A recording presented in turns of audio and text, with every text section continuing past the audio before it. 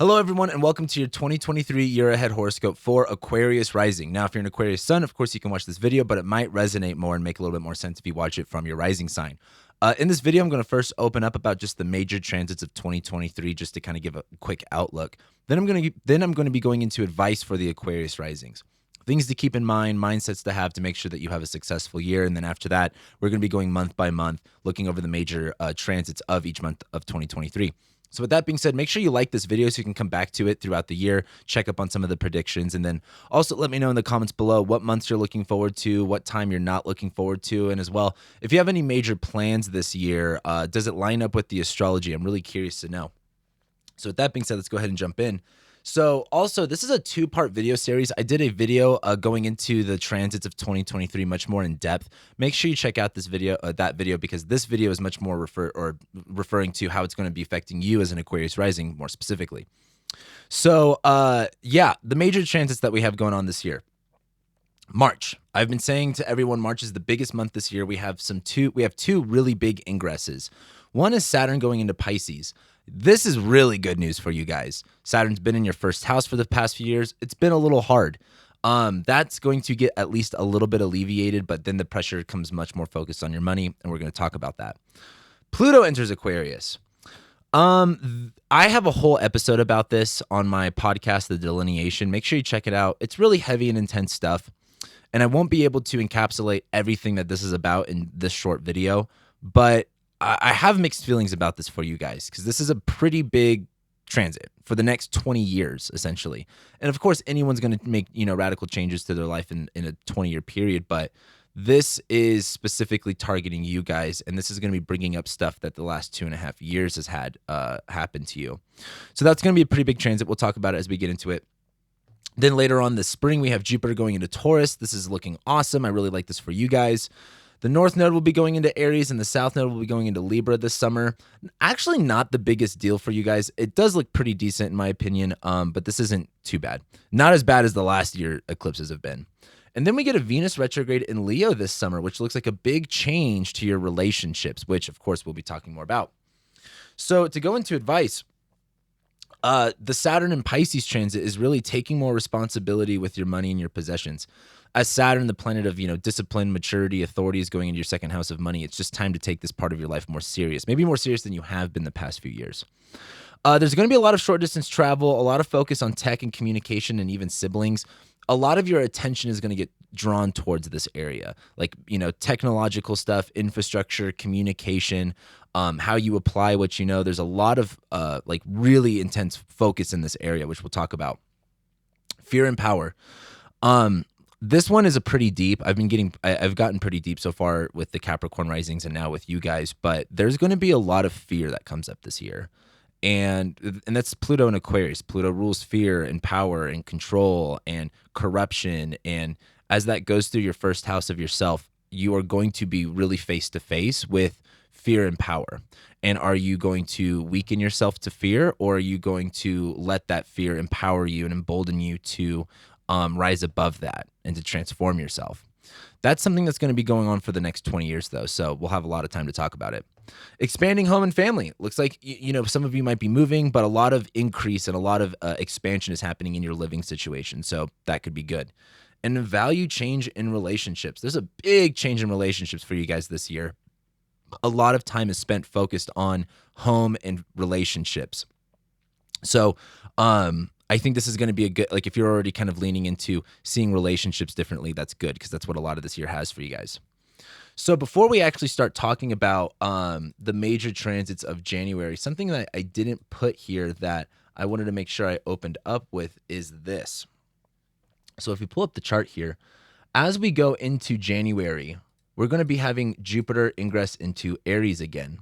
Jupiter has actually already ingressed into Aries. This happened from May, June, July, August, September, and a little bit of October of 2022.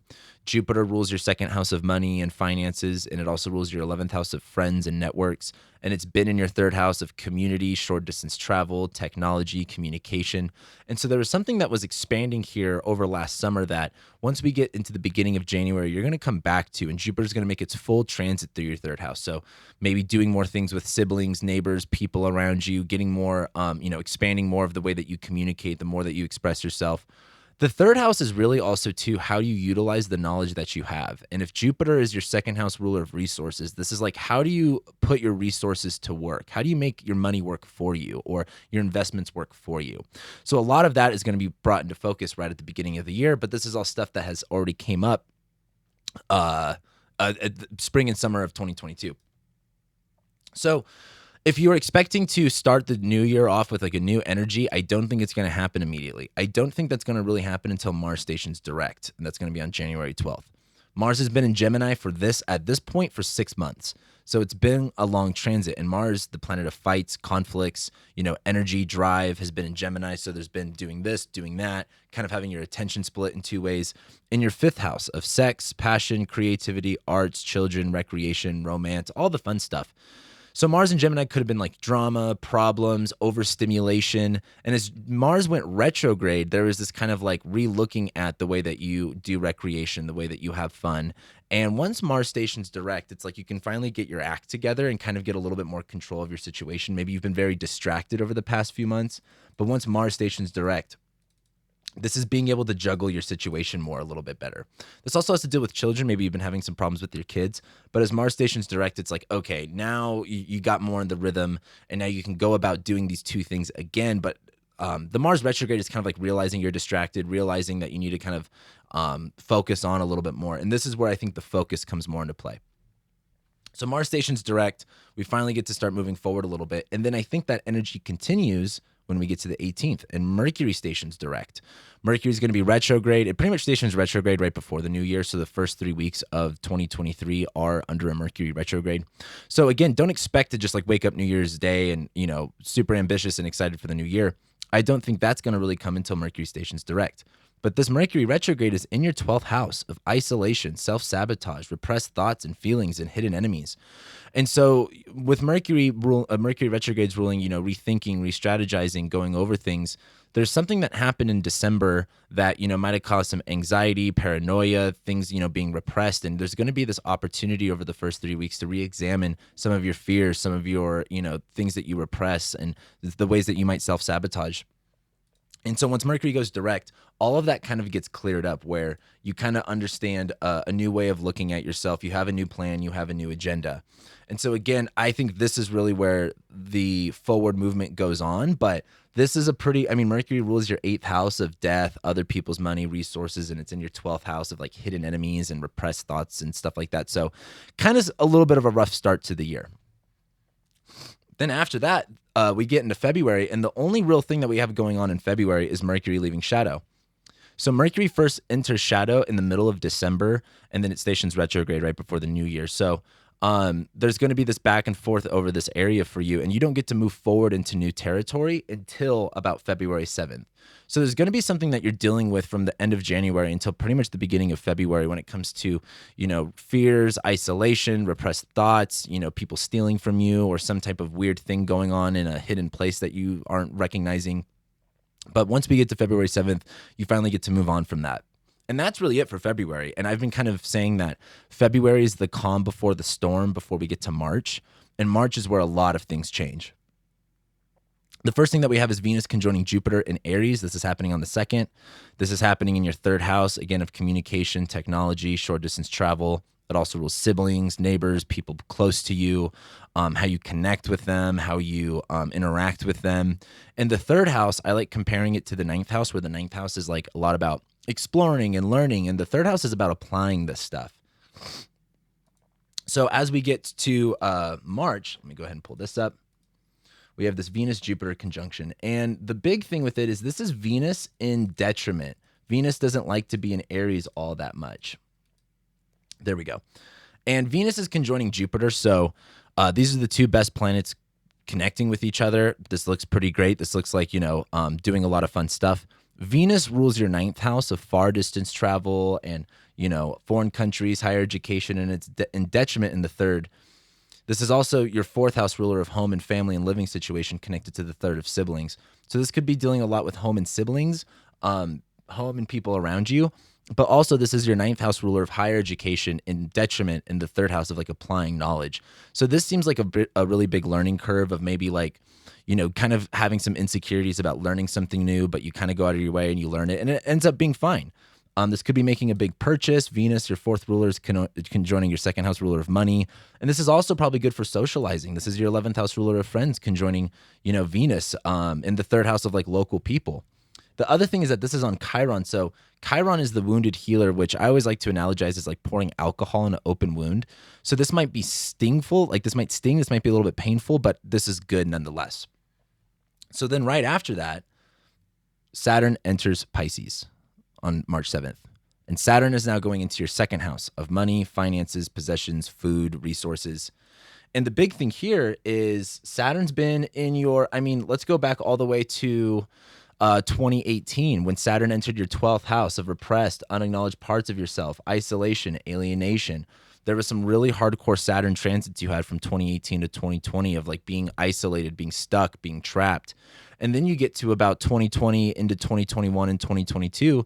And it's been really like the first house rules yourself, your body, your image, and Saturn rules restrictions and constricting and responsibility and duties. And it's been in Aquarius where there's been this kind of, intellectual wall or this divide. And that Saturn rules your 12th house of like self-sabotage and repressed feelings. And it's been in your first house of yourself. So there's been a lot of like really bad bullshit that's come up with yourself and, a lot of insecurities maybe. That finally moves forward. You're finally kind of done with that. You're done with in my opinion, the hardest part of it. But when Saturn goes into Pisces, it's going into your second house. And this is just about being more mature and disciplined and responsible with your money, your finances, your resources. This is going to be a transit that lasts the next 2.5 to 3 years. So this isn't something that you're just going to figure out immediately. But as Saturn goes into your second house, it's time to like think long-term with money, think long-term with investments.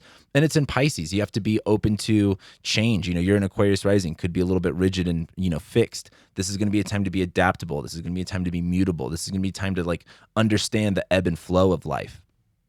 So that's going to be something you're dealing with for the next 2.5, 3 years. Then we get to the middle of March, and about 2 or 3 weeks later, Pluto enters Aquarius. Like I said, this is going to be really hardcore for you guys, but this is a 20-year-long transit. So while you might feel a shift that day, it's not going to really complete itself for a while. And Pluto's going to be going back and forth into Aquarius and Capricorn for a couple years too. So it's not like all happening immediately, but it's going into your first house of the self, body, image, personality. And Pluto rules transformation. I know that's super corny to say, but I think over a 20-year-long period, you're going to see a pretty big transformation to your body, yourself, your image. Pluto rules fear and power, and it's going into your first house of self. And it's going into Aquarius. So there's some type of, societal, humanity aspect to this where you might feel fear or trembling around, other people or groups of people. But this is really a time to like really call into your power and really like step into that powerful role. It's going to scare the shit out of you, but it's one of those things of you kind of have to understand, what power you have over a situation. And Pluto and Aquarius is kind of like, again, you're either going to be connected or disconnected. And I think the question is, if you're connected and you're feeling powerless, that's maybe not a good sign. But if you have to disconnect in order to feel the power, maybe that's what you have to do. But then after that, this is when Mars enters Cancer. It's entering your sixth house of work, labor, routine, health, habits, pets, coworkers. And Mars, at this point, has been in Gemini for 8 months. So think of August, September, October, November, December, January, February. And then by the end of March, Mars leaves your fifth house. So there's been a lot of going back and forth and overstimulation and being distracted with, vices, love, romance, sex, pleasure, children. There's been a lot of, bullshit going on there. But then Mars enters your sixth, and this seems a lot about health, in my opinion. The sixth house rules health, day-to-day activities, habits, typically not good habits. And Mars is going to be entering its sign of fall in Cancer, where Mars doesn't really operate all that well. Mars is about fights and confrontation, right? And Cancer is all about like protecting and defending and nurturing. And so Mars in Cancer is going, like Mars in your sixth house, you'll probably be doing more work. You'll probably be putting more effort, but it's going to be on a defensive spectrum, like doing more things to protect yourself, doing more things to, take care of yourself. And it's Mars in Cancer. I think it's going to be kind of a challenge. Mars will be trining Saturn, your time lord. And so this could also bring up food and diet stuff too. This is sixth and second house kind of stuff. But this is really where the vibe shift goes into much more of your work, your routine, and just taking care of yourself. So then we get to April, and April is where things really ramp up for the spring and the summer. First, we have this Jupiter Cazimi in Aries. Again, Jupiter's been flying through your third house by now, but again, third house, communication, tech, short distance travel. I think you guys get the deal here. And as Jupiter's been flying forward, Jupiter's like expanding and bringing in all this new opportunity with third house topics of, again, neighbors, siblings, people around you. And Jupiter rules your 11th house of friendships and your second house of money. So there seems to be some type of new opportunity that's starting at this point. When a planet goes Kazemi, that's either when the sun conjoins the planet or a planet conjoins the sun, vice versa. And that's refreshing that planet's energy. That's restarting that planet's energy. So this is your 11th house ruler of friends in the third house of community. So this could be, starting to socialize more, getting out, people, connecting with people that are near you, that are local. But this is also your second house ruler of money in this third house of like utilization, right?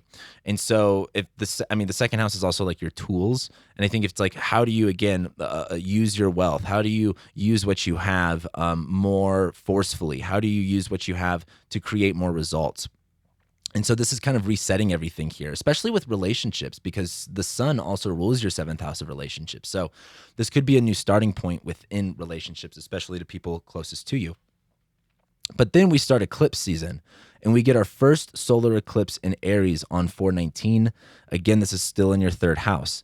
And this is what I was referring to earlier, where your attention is going to be pulled in this area quite dramatically.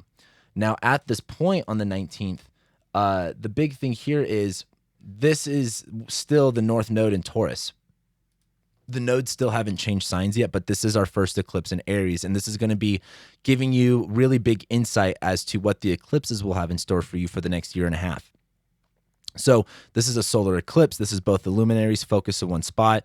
This is a complete restart, a complete reset when it comes to, again, third house, neighbors, roommates, siblings, aunts, uncles, cousins, people close to you, technology, communication, short distance travel. How do you utilize the knowledge that you have?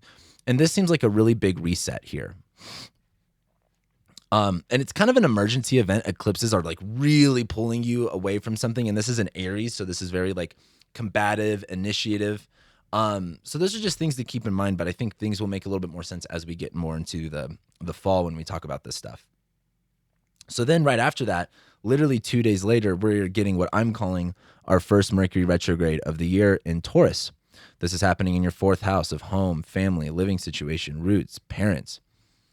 And as Mercury, being retrograde rules things like miscommunications, delays, rethinking, Mercury is going to be conjoining Uranus here. And so there's something disruptive. There's something random occurring at the home and the family and the living situation that is going to make you replan, rethink, reorganize.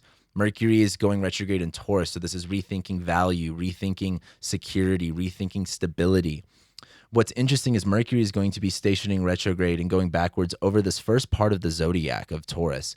And this is when what we'll talk about next month is Jupiter is going to be going into Taurus. So it's like Mercury is prepping everything for this Jupiter ingress. Mercury is getting all the paperwork ready and cleaning up the house for Jupiter move in. So this is going to be like kind of starting this really big transition with your living situation in your home life or with parents. So then we get to May. And then we close out eclipse season with our last lunar eclipse in Scorpio on May 5th. This is happening in your 10th house of your career, your legacy, your reputation. And you've had the South Node going through here. So there's been this really big drain and exhaustion, this a lot of letting go, a lot of purging with professional things, with career things. And so what I've been analogizing this as for everybody is if you've ever moved a house before, there's the day where you move the big furniture and all of the boxes, but then there's the day that you do the cleanup afterwards. You mop the floors, clean the windows, whatever. That's what this is. You've already done the heavy purging back in May of 2022 and the beginning of November of 2022. Those were the really big eclipses that really caused a lot of disruption with your work and your career.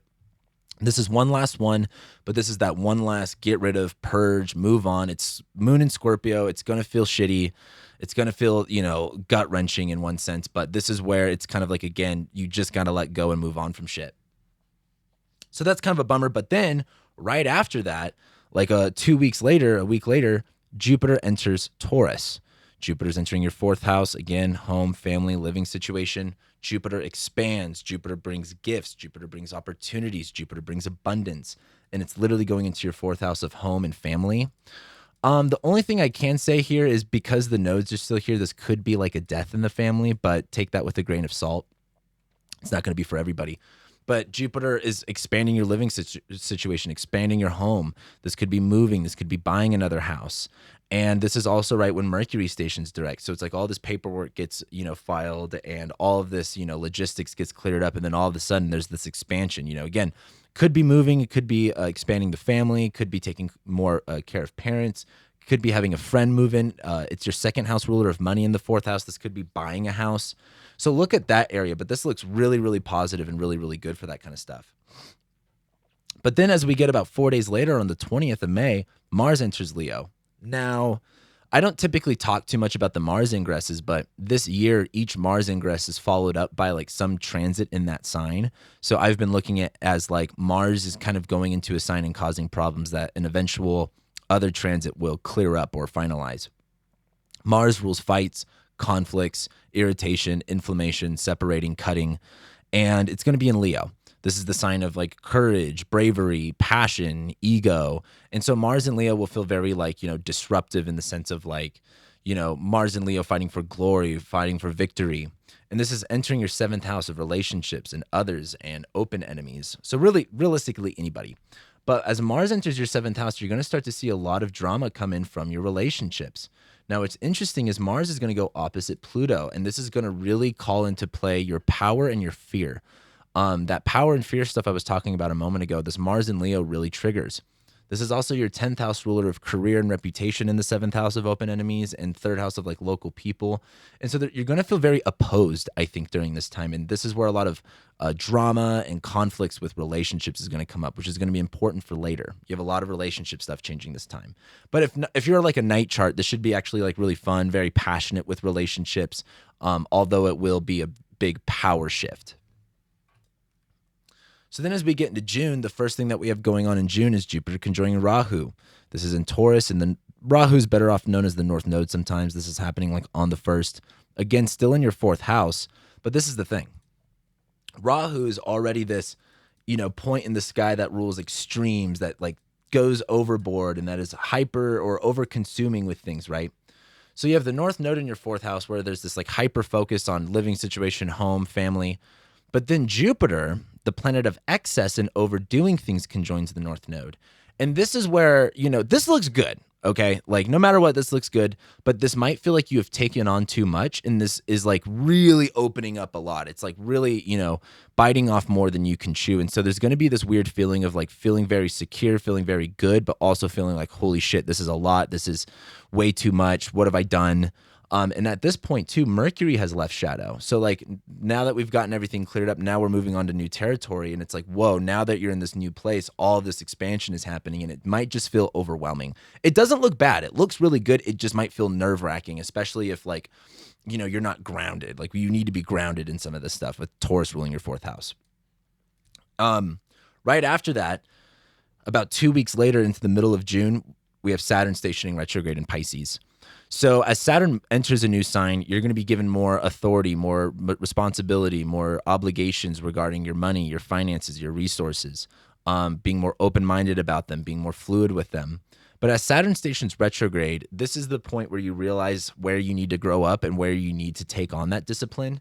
There's the one thing about the analogy I've been using is it's like getting a management position. When you join a management position, there's this feeling of like, oh, I have the authority, I make the rules, blah, blah, blah. It feels good. But then there's the time where as the manager, you have to do the hard work, like fire someone or, whatever hard work there is. And there's this kind of learning curve. And there's this kind of stepping into the shoes or filling in your shoes that you've stepped in. And this is, again, 2nd house of money and finances and resources. And I think this is where you realize where you need to be more disciplined, where you need to be more mature and responsible with your finances and your resources. It's interesting that Saturn stations retrograde in Pisces, and the ruler of your 2nd house is in the 4th house, where now that you've maybe gotten this bigger house, maybe that you've expanded here, it's time to maybe be more conservative with your finances and your spending. But this is where you start to do the hard work, and this is where you really start to like get into the discipline part of this stuff and really do the maturing process here. Then right after that, as you might have seen in this chart, Venus is in shadow at this point, or I should say Venus is in Leo at this point, but then a few days later, Venus enters shadow. Again, this is in the 7th house of relationships. And with Venus and Mars there, it looks really fun, right? I actually really like Venus and Mars being together in your 7th house. But the thing is, there's going to be something that happens on this day that you're going to come back to here in a few months.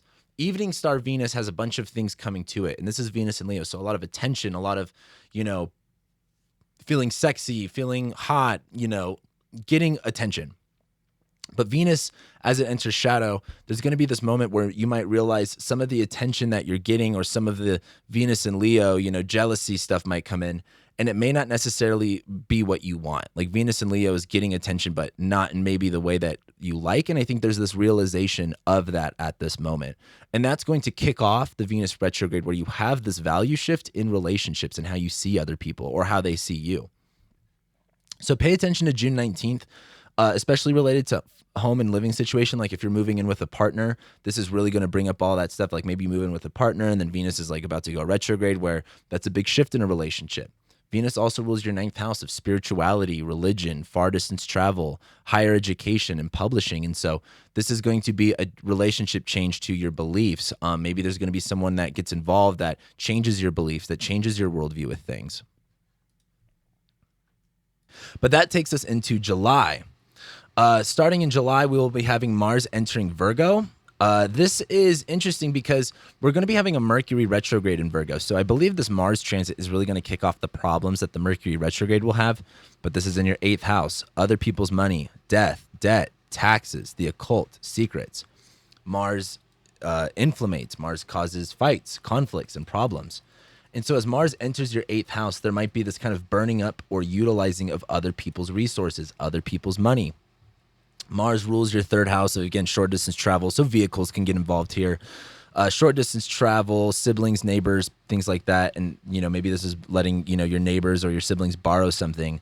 But as Mars goes into your 8th house, there's going to be this kind of like, feeling of anxiousness. Mars in Virgo is very particular. It's very organized and detailed. And Mars in Virgo might be like, oh, I need to clean up all these specific things. And what's interesting is Mars will be going opposite Saturn here. And as Saturn's in your 2nd house of money, where you have to get more serious about your money, I think Mars in Virgo is going to bring up all the bills that you have, all of the debt that you don't have paid. And it's going to be, and Mars in Virgo is like getting letters and getting, invoices and stuff like that, where you're going to have to balance out your money with the money that you owe other people, or any debt that you have, or maybe helping out someone else, or maybe they're helping you out. But this is going to be a big tension between your finances and your resources versus other people's resources, what they need from you. So Mars will come in there, cause a bunch of problems that Mercury retrograde will clean up. But then we get to the 18th here, and we get to the middle of July, and this is when the North Node and the South Node enter Aries and Libra. This looks like it's a big shift no matter what, but this looks like nicer than the South Node being in your 10th house. This looks like when things actually start to calm down a little bit with work, and this looks like a bigger change in like the private areas of your life. The North Node is going to be entering your 3rd house of, again, communication, technology, short distance travel. And so the North Node is this pull, this urge to go in a certain direction. And it's in Aries, right? So we're talking about action, confrontation, like, doing big things.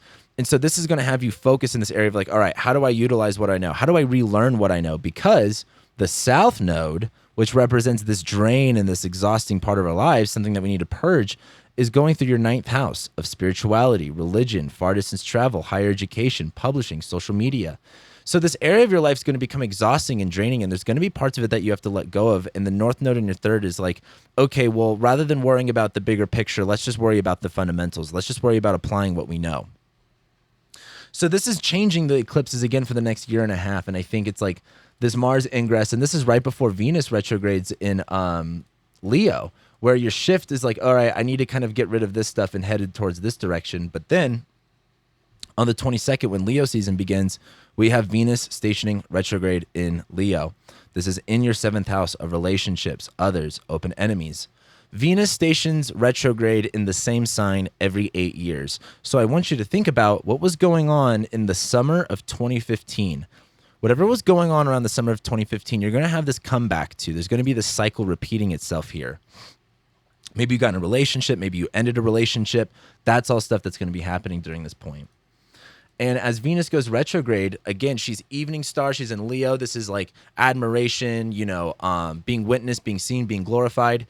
And as Venus has been in shadow, there's been like, maybe getting views or things that you don't like. this is where that value shift occurs, where this is related to your home life, your family life, your living situation, and your values around that shifting because of a relationship.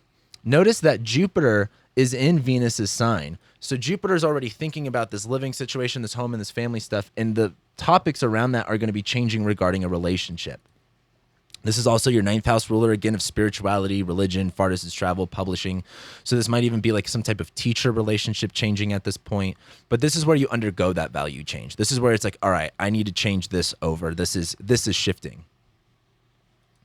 It looks pretty good in my opinion. Like Venus is going to be in Leo in your 7th house for like 5 months. I think this is going to be a fun time in relationships, although it might not start off that way initially. But then we get to August, and about 2 or 3 weeks later, we have the halfway point of the Venus retrograde, and that's the Venus Cazimi. Still in your 7th house, still the same topics.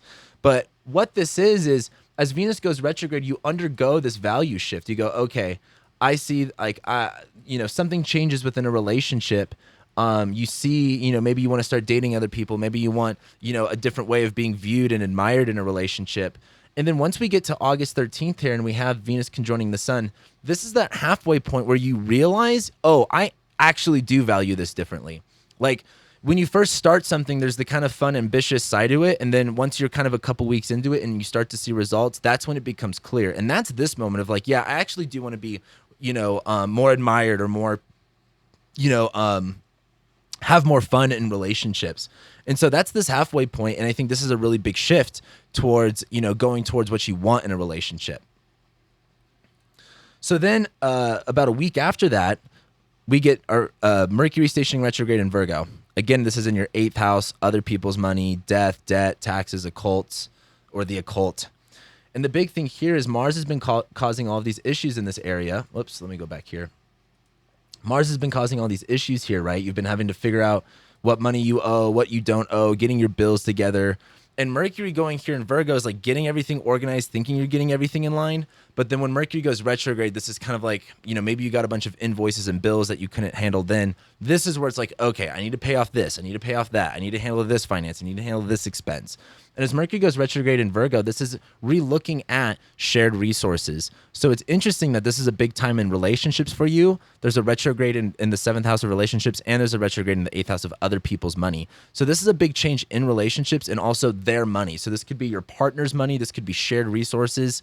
This is a rethink in this area and a reorganization based off of conflicts that might have happened in the weeks prior. So this is where you really look at your bills, if you were with somebody, how do you guys, bring your money in? Do you guys share money? Do you split money? That's going to be all stuff for that. But then about 4 days later after that, Mars enters Libra. And again, these Mars ingresses are important because they're going to be followed up by some things, but Mars fights, conflicts, energy, drive. It's going into detriment in Libra. Mars wants to be combative and confrontive, and Libra is more passive and indecisive. And it's going into your 9th house of spirituality, religion, far distance travel, higher education, publishing. I think you guys get the deal by now. And the thing is here is Mars in Libra is going to feel like, this area is going to start feeling draining, exhausting. Mars in Libra is going to be like, indecision here, passiveness.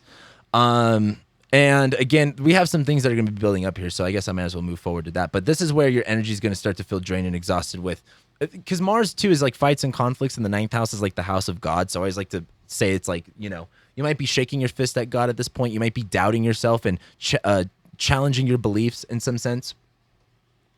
But then we get to September. And when we get to September, 2 things happen. By the beginning of September, Venus stations direct in Leo. Still in your 7th house. This is happening on September 4th. And this is now Morning Star Venus, right? Morning Star Venus goes for what she wants. Evening Star Venus is more receptive. Things come to her versus Morning Star Venus is like, this is what I want. This is the reward I want. This is what I'm going after. And it's Venus and Leo. Attention, glory, like being witnessed, being seen, feeling heard, feeling, like you're wanted. And this is also, so this starts to move forward in relationships where you have this value shift. You're like, no, I want to be seen in this way now. Like I want to be admired. And Venus stations direct, and then all of a sudden, Jupiter stations retrograde on the same day. So get this. Venus stations retrograde, Venus stations direct in Leo, and then Jupiter stations retrograde in Taurus. So again, what's interesting about this is Venus is going to be squaring Uranus and Jupiter this whole time. So there's going to be a lot of ups and downs and random things that happen between your relationship and your home life at this point. But as Jupiter goes retrograde, this is kind of like when faith goes away.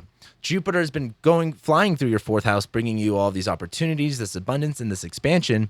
And then Jupiter goes retrograde that all of the money train kind of goes away and you go, oh, how do I still have faith when the universe is giving me reasons to not have faith? Jupiter retrograde in Taurus is like really, reflecting on your beliefs, reflecting on, again, this is beliefs around value and security, especially regarding your home and your living situation. Jupiter retrograde is asking you to like call in gratitude and, thankfulness, because as Venus stations direct in Leo in your seventh house, and there's this new pursuit in relationships, this is going to have you kind of consolidating or contracting a little bit with this home and this living situation stuff. So this seems really interesting, and I'm really curious what this is for you guys. So let me know in the comments below once we get to about the September time. But then right after that, Mercury stations direct in Virgo on the 16th, about a week and a half later. Again, this is in your 8th house of other people's money. And this is where all of the money stuff gets like handled, where it's like, okay, I paid this bill. Now I'm more on track for whatever I was doing, right? This is just getting the things that you owe or what other people owe to you handled. And that looks good, right? We like that. That's not necessarily bad. But then we get to October, and this is where Mars conjoins the South Node in Libra.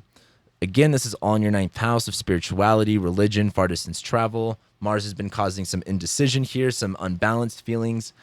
And look, this is a big purge. Like the South Node going through your 9th house is really letting go of some beliefs, changing your relationship. Like the ninth house is what you know, and the 3rd house is how you apply it.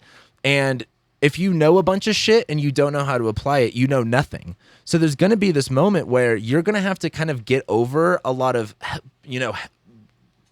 what's the word I'm looking for here? You're going to have to get over beliefs that you have held on to that are no longer serving you. And this is about your career. Mars rules your 10th house of your career, your work, your legacy, and it's in detriment on the South Node in the 9th. While the North Node is in Aries in the 3rd, like in order to utilize the things that you know, you're going to have to get out of your own way and stop being like, like Mars in Libra on the South Node is like, okay, well, I guess this isn't how it works. Okay, maybe I do need to learn a little bit more. Maybe I do need to grow a little bit more.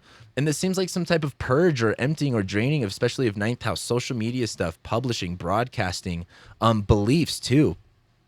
And so this seems like it's Mars in Libra. Like it's not like the easiest way to, it's very, not confrontational. It's very passive aggressive. And so this might feel like a harsh no, not a direct conflict, but it might be the cold shoulder, so to say. But right after that, just a few days later, about a week later, Mars enters Scorpio. I like this for you guys. Typically I wouldn't. It's entering your 10th house of career and legacy. And what's cool about this is over the past year and a half, 2 years, the South Node has gone through your 10th house. So there's been this purge and this drain and this exhaustion in this area that you have moved on from finally. And now Mars gets to come back into the picture where Mars energizes things and brings life to things. And this is Scorpio. This is a lot of intense energy where I feel like it's like Mars conjoining the South Node. Maybe you delete some social media. Maybe you just like stop like watching YouTube, and then it's time to go to fucking work. Mars in your 10th house is really going to ramp up your work, and you're probably going to be doing a lot. This is also going to be the time where you really start applying all of the things that you've learned. That North Node in Aries going into your 10th, or the ruler of that North Node in Aries going into your 10th house is like, all right, it's time to put what I've learned to the test here. So I really like that for you guys, and then career is going to get really ramped up. But right after that, 2 days later, we have our first solar eclipse in Libra. So we haven't had any eclipses in Libra yet, although we had one in Aries. Again, this is in your 9th house of spirituality, religion, far distance travel. And this is an eclipse on the South Node. This is a big, like, I don't want to say a movement forward, but a letting go, a moving on.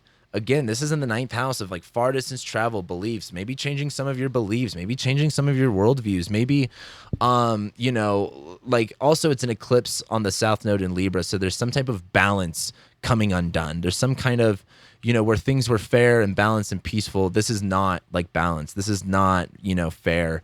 And this just kind of seems like a restart point. Venus is now out of shadow at this point in fall in your 8th house opposite Saturn. So this might even have to deal with shared resources, other people's money, debt, change. And so this just seems like a really big moving on, a really big letting go, kind of having to face stuff that doesn't feel good. It's going to make you question a lot, but this is not a time of like learning. This is a time of applying. I think this is a time of letting go of your old way of looking at the world and really starting to just get more involved into how you like operate in the world. So then we get to November, and this is when Saturn stations direct. So again, this is still in your second house, and this is on the 4th here, but Saturn's been retrograde. You've been having to be more disciplined and more mature about your money. And so by the time we get to November 4th, this is like 2.5, 3 weeks later. By the time we get here, it's like, okay, you have stepped into you've filled that role. You have grown into those shoes. You have now matured and become more disciplined with your money. Now it's time to go over everything that you did the first 2 times, but this time with a much more mature mindset, with a much more better idea of what you're doing. Like when Saturn first goes through Pisces, it's like, I'm going to get mature about my money and my finances and figure out what I need to do. Then Saturn goes retrograde and you go, oh shit, I need to be more disciplined. I need to grow up. I need to do this. I need to do that. Like applying that discipline. And this is your 3rd go around here where it's like, okay, you finally get the hang of it. You finally have grown up into this area where you can make wiser decisions with your money and your finances. So I really like that for you. That will feel like a good forward movement. But right after that, a couple weeks, actually like a week or 2 later, we have our Mars Cazimi in Scorpio. And like I said before, Cazimi is when a planet's energy gets reset. And this is in your 10th house of your career, of your reputation. Mind you, before this happens, I want to point this out. Mars is in your 10th house, right? It's going to be going opposite of Jupiter and opposite Uranus in your 4th. So there's going to be a lot of chaos going on with your work and your home related to things like money and unexpected events, right? So expect some problems. It's really not that bad, but it's going to just be very turbulent. And if you're hoping for things to be fixated and stable, I don't think it'll be that way, but it'll be pretty good. Mars will continue forward in Scorpio, and after it has these oppositions and all this chaos kind of stops, you finally get to this reset point. Mars rules your 10th house of your career and your reputation, and it also rules your 3rd house of like tech, communication, short distance travel, what you know. And this seems like a really big restart in this area for you, like rebranding, so to say. Now, Mars cycles are often analogized with the hero's journey. And I'm coining this as like the villain origin story. This is kind of like maybe resetting, your career and what you do in this world based off of like, intense experiences, intense emotions, a lot of intensity here. And this might have to deal with some type of relationship since the sun is here in the 10th house and it's very public. Like this is maybe doing something public with someone, starting something fresh with someone publicly. So although it'll be intense, I like that for you guys a lot. Then right after that, Mars enters Sagittarius, and there's not a lot of things happening in Sagittarius after this, but what's funny is Mars is going to enter your 11th house of community, networks, and friends. Mars in Sagittarius is just very like, let's go, let's explore, let's adventure, and we'll worry about what we're doing later.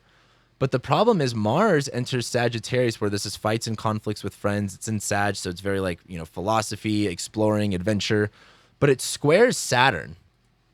So there's something that you're doing with friends that's kind of getting in the, like maybe, your friends or your community is causing you drama and problems that are kind of getting in the way of your money, that are kind of getting in the way of the goals and the plans that you have. So I would expect around here a big shift with like friends, and maybe you're going out a lot and maybe it's distracting you from doing the things that you need to do. That brings us to December, though, and the last 2 things we have going on is Mercury stationing retrograde in Capricorn again in your 12th house of hidden enemies, isolation, self-sabotage, repressed thoughts and feelings.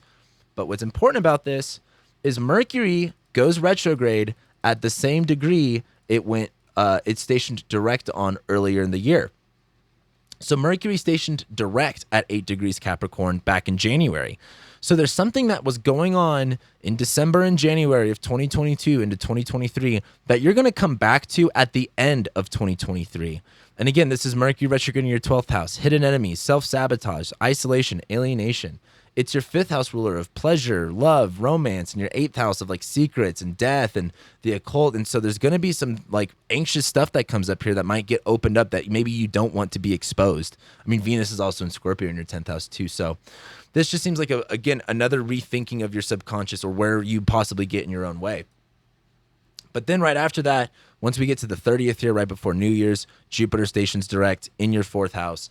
And this is where hope is restored, right? These few months from September until December is kind of like going within, remaining grateful, even though you might be in this ebb state in life. This is when the flow kicks back in, and that fun, buoyant energy in your fourth house of home and family and living situation comes back again. It feels good. You see the gratitude, you see the results of your gratitude and your hard work. And so this is how we go into 2024, is like back to expanding this home life, back to expanding this living situation stuff. So, and that's pretty much it. So let me know what you guys think in the comments below. What months are you looking forward to? What you're not looking forward to? Feel free to go to my website and book a consultation with me if you want to know exactly what this year is going to be looking like for you in detail. And so with that being said, thank you guys so much for being here, liking, sharing, commenting, subscribing. I love and appreciate every single one of you, and I'll be seeing you next time.